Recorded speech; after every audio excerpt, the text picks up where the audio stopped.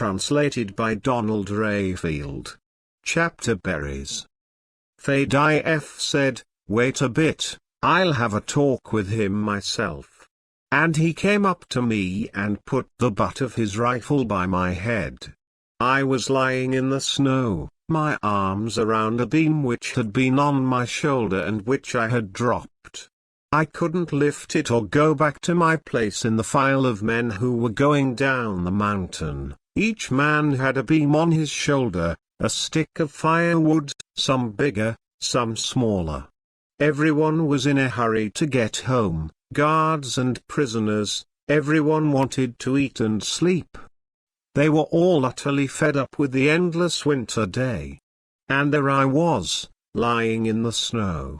Fadif always used the polite form of the verb to prisoners. "Listen, old man," he said, "I can't believe that a bruiser like you can't carry a log as small as that, a stick you could call it. You're obviously a malingerer. You're a fascist. When the motherland is fighting the enemy, you go and put a wrench in the works." "I'm not a fascist," I said. "I'm a sick, hungry man. You're the fascist. You read in the papers about fascists killing old men. Think about telling the girl you're going to marry about what you did in KOLYMA." I didn't care. I couldn't stand these rosy-cheeked, healthy, well-fed, well-clothed people, and I wasn't afraid. I curled up to protect my belly, but that was an instinctive movement inherited from my Stone Age ancestors. I had no fear at all of being hit in the belly. Fadif's boot kicked me in the back. I suddenly felt warm. It didn't hurt at all. If I died, so much the better. "Listen," said Fadif when he turned me on my back with the toe caps of his boots. "I've been working with people like you for some time, I know your sort." Another guard, Srunshapka, came up. "Right then, show me your face, so I remember you. What a nasty ugly brute you are. Tomorrow I'll shoot you personally. Got it?" "Got it," I said, as I stood up and spat out salty blood and saliva. I dragged the beam along the ground while my fellow prisoners mocked me with whooping noises, yelling and cursing. They had been freezing all the time I was being beaten. The next morning Srunshapka led us out to work in a forest that had been hacked down the previous winter. We had to collect anything that could be burned in the iron stoves this winter. As the forest had been felled in winter, the stumps were high. We tore them out of the ground using levers and cables, and then we sawed them up and stacked them. Srunshapka hung up some marker bundles from the very few trees still standing where we were working. The bundles of yellow and grey hay marked out the zone we were forbidden to cross. Our foreman made a bonfire on a hillock for Srunshapka's benefit. Only the guard was allowed to have a bonfire during working hours, and brought him a supply of firewood. The snow had long been driven away by the wind. The dead, frost-covered grass was slippery to the touch and changed color on contact with a human hand. Low mountain briars froze on the hills, their frozen dark violet berries had an extraordinary smell. The bilberries, a bluish-gray, touched by the frost and overripe, were even better to eat than the briar hips. Blueberries hung from short straight twigs, they were bright blue, wrinkled like empty leather purses, but they contained the dark, bluish-black juice of an indescribable taste. At this time of the year, the frosted berries were quite unlike ripe berries when they are full of juice. They had a much more subtle taste.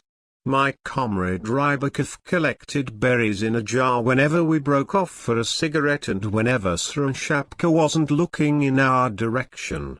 If Rybakov collected a whole jar full, then the guard's cook would give him bread in exchange.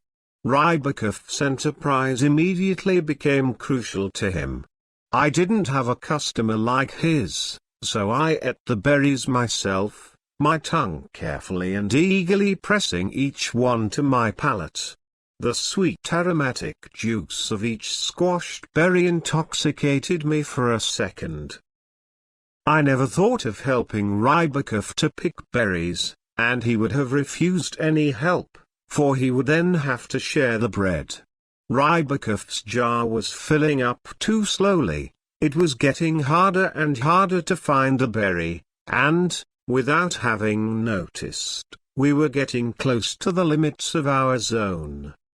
The markers were hanging over our heads. "Watch out," I told Rybakov. "Let's go back." Ahead of us were tussocks covered with briar hips, blueberries, and lingonberries. We'd spotted these tussocks before. It would have been all right if the tree from which a marker bundle was hanging had been 2 meters farther off. Rybakov pointed to his jar, which was still not full, to the sun, which was now setting, and began slowly to approach the enchanted berries. There was the dry crack of a rifle shot, and Rybakov fell face down between the tussocks.